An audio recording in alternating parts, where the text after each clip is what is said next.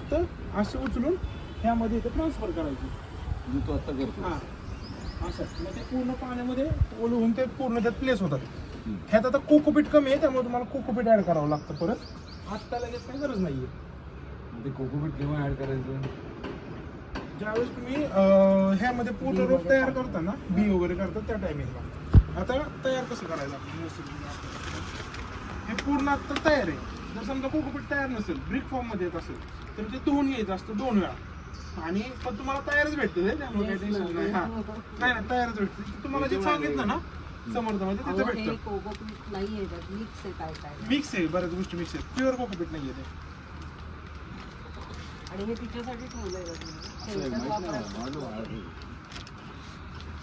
ते धुवून घ्यायचं असतं कोकोपीट. पण आता ह्याची गरज नाही कारण की हे पूर्ण कंपोस्ट तयार आहे. ह्युमिक वगैरे टाकलं असेल की जेणेकरून खराब होऊ नये ते. अशा टाईपमध्ये साडलेस इंजिन ट्रीमध्ये किती करणार तू? आता तात्पुरतं तुम्हाला दाखवण्यापुरतंच करतो, जास्त नाही करत. सगळं होतायला लागलं. नाही नाही नाही मला पहिलं याचं दाखवतो ना, एवढंच करणार आहे मी. असं ते भरलं की ते वरच्या वर काढून घ्यायचं.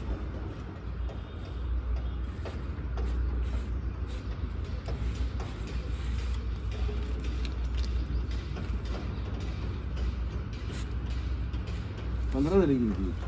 काय फरक पडत नाही एवढं रोपांचं. रोपं तर नाही लागली तर तुम्हाला परत काढून टाकायचे. ते कसं आहे आता ह्याचा असतो जर्मिनेशन रेट. ह्याचा जर्मिनेशन रेट आहे 65%. म्हणजे ह्याचं असं नाही की रोप लावलं तरी येणारच. त्यामुळं आपण एक्स्ट्रा करून ठेवायचे 4-5 जेणेकरून 6 येते. हा अशा टाईपमध्ये वर्क करतं. 6 नक्की काकडीची रोपं तयारच आहेत. लावले अच्छा, तेच का? हां. हो, ओके. आता आपल्याकडे वांगी आहे, वांगे टाका. भोपळा आहे आणि टोमॅटो हे 3 तयार करूयात आपण.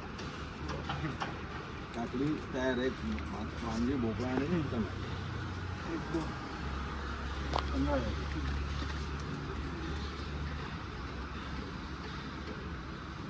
प्रत्येकाचं जर्मिनेशन सेम आहे का? हे असं ज्यावेळेस पॅकेट तुम्ही फोडता ना त्यामध्ये आता समजा टोमॅटो आहे तर ते कसं हां तर ते एक एकच लावा. एक सीड लावायचं.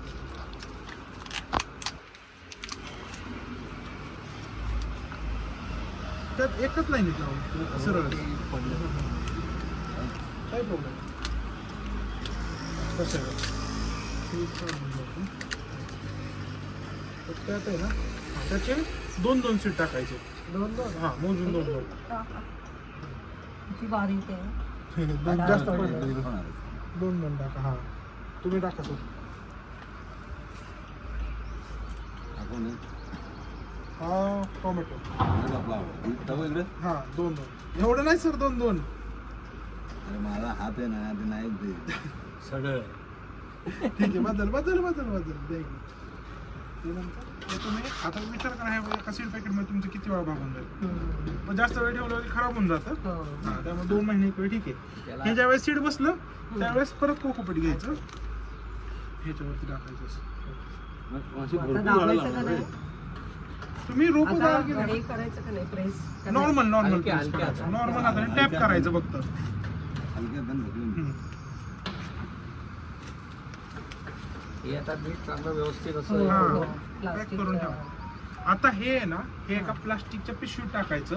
48 तासासाठी हे ऑक्सिजन नाही गेला पाहिजे ह्याला सनलाईट नाही गेली पाहिजे. हां म्हणजे हे घरात आता आपण खाली घेऊन जायचे. हा, घरात. हां ह्याला नर्सरी म्हणतात. हां ह्याला नर्सरी म्हणतात. बस एवढीच प्रोसेस आहे आता. आणि ही नर्सरी रोप आलं डायरेक्ट तिकडे ठेवायचं. काय अवघड मग काय आहे आपण ना? आता नाही होत. म्हणजे काय ह्याला एकदम सोपं ऊन आहे. नाही लागलं तरी चालतं. आता सुरुवातीला 48 नर्सरी तासासाठी 48 हां. लागलं चालेल लागायला नाहीच पाहिजे. हा. हे तयार लागायलाच नाही झालं पाहिजे. ह्याच्यात तुम्ही उचलून आहे ना आता ह्यात पाणी आहे का? पंखा बंद करून हे आहेत ना हो.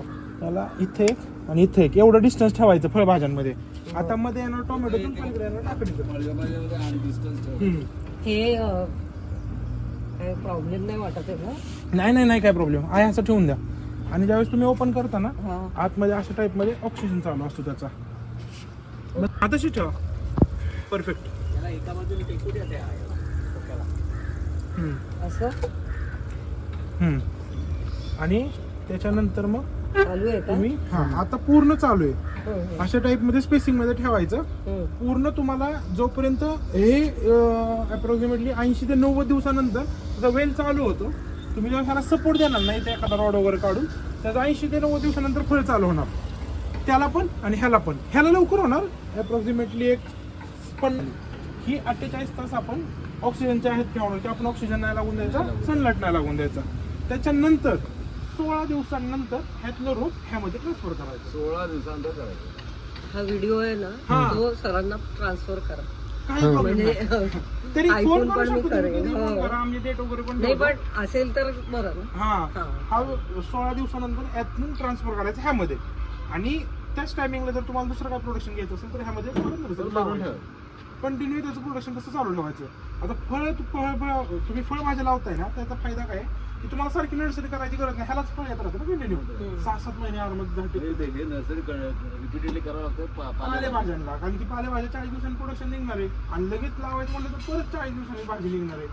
त्याच्यासाठी ती नर्सरी करायची जेणेकरून तुम्हाला 2 आठवड्यातून भाजी भेटत राहते ऑर्गॅनिक.